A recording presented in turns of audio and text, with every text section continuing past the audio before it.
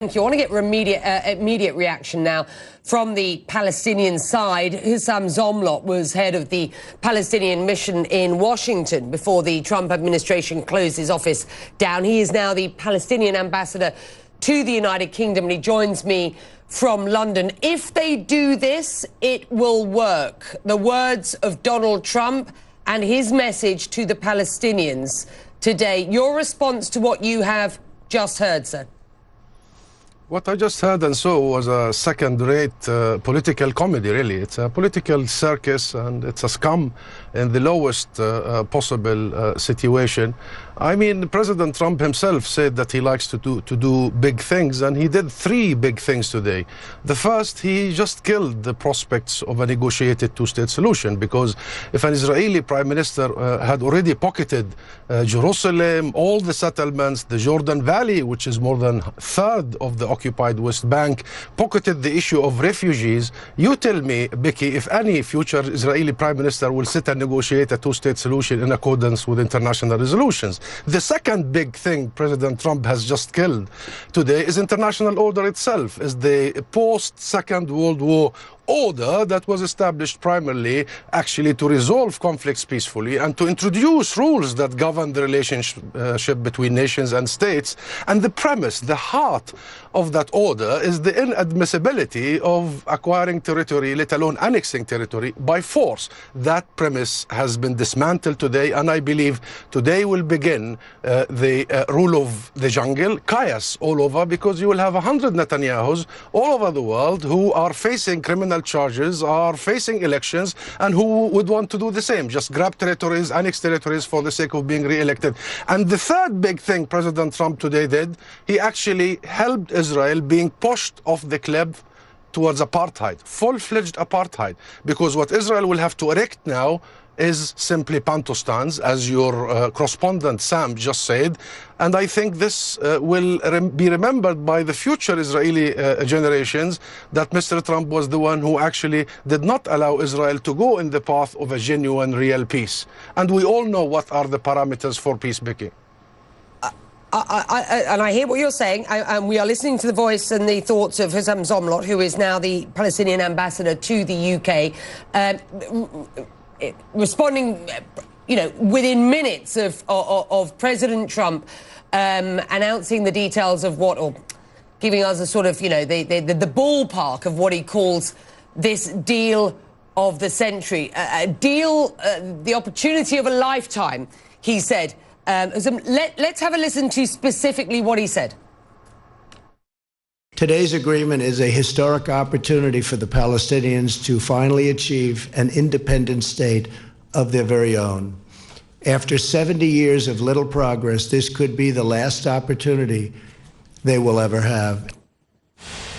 You have argued that you do not buy what the US president has just said. This is by no means, you say, in favor of the Palestinians. So what happens next, sir?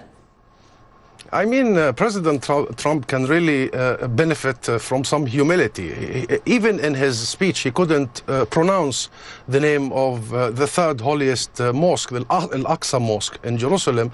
And he wants to draw the faith of 13 million Palestinians without having one of the 13 million in his audience, and having all the extreme right-wing Israeli representatives and those from the American side is really a show. It's President Trump came from the show business, and it tells you a lot about his mindset in terms of the real estate business, that somebody gets the property and somebody gets the cash. In this case, Israel gets the entire property. That's why Netanyahu was there, and also having the guts to represent the Palestinians and speak on behalf of the Palestinians when he is literally killing them by the day, besieging them and colonizing their land, our land.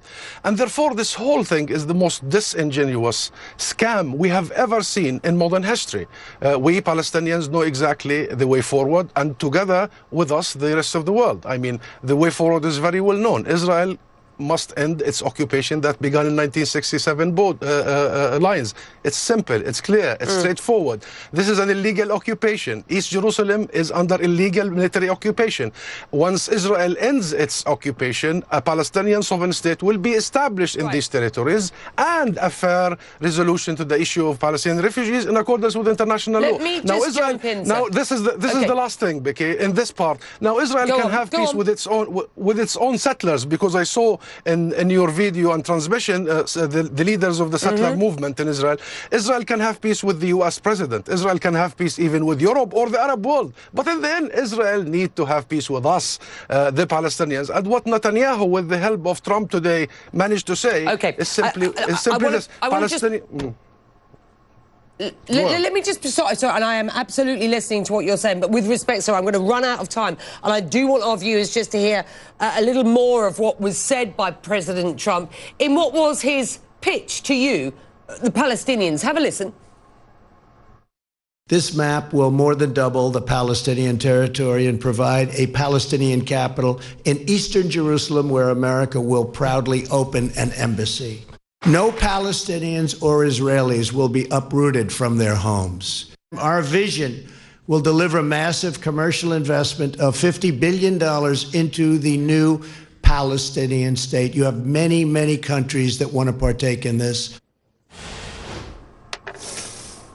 The words of Donald Trump, his son-in-law, the architect of this blueprint, let's call it, for what the Trump administration believes is a plan for peace between Israel and the Palestinians. If not now, when? To quote a phrase then from Benjamin Netanyahu earlier. Sir?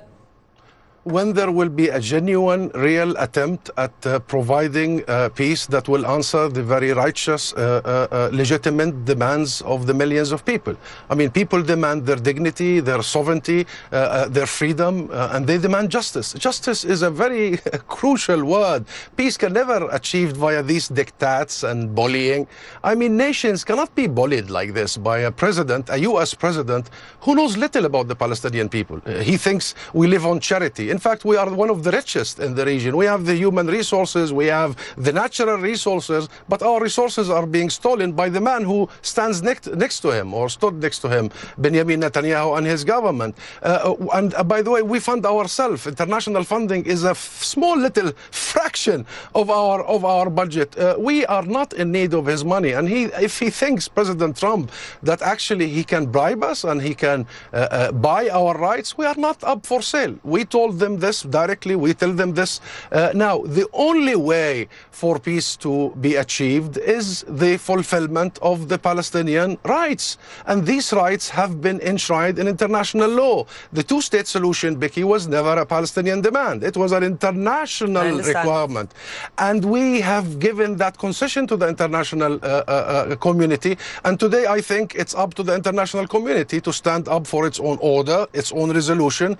And I believe we Palestinians will remain where we are. We will raise our kids to the highest standards. We are resilient. We will persevere. We have seen many empires come and go. This is not the first, and it will not be the last. It's not the first colonial exercise against us. And we will remain. The question is about Israel and its future. And I tell you, today Israel has gone into the full-fledged apartheid, and it is about the international system. This is the question. And I believe today the international system has received a direct blow, and the world is expected to answer and to stand up for their own rules and their own principles. With that, sir, we are going to leave it